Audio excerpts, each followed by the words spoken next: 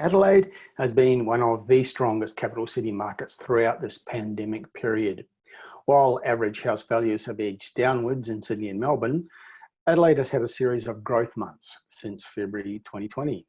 In the 6 months covering the period from March through to August, Adelaide has had 4 months in which house prices grew and one in which there was no change. So there's only been one of the pandemic months in the last 6 months which have produced a slight decrease in Adelaide house prices.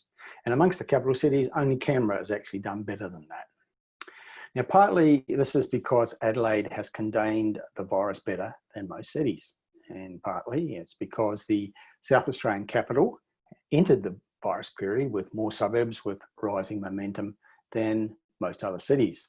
And that fact alone says something powerful about the city that I regard as the nation's most underrated capital city market. Now, there are 4 major trends prevalent in Australian real estate at the moment. One is the activity of first home buyers. The second is the exodus to affordable lifestyle. The third is the relative strength of those cities which have overcome the virus threat.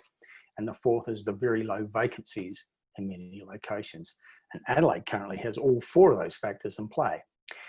Now, Adelaide has long been a standout market for me amongst the capital cities of Australia for its consistency.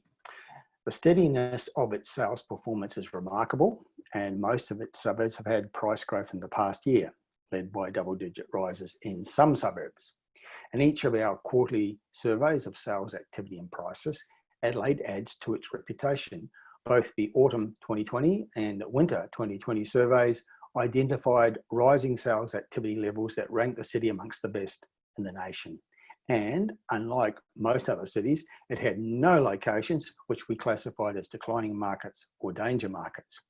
Now, we've just published our new 2020-21 edition of the Top 5 Adelaide Hotspots report.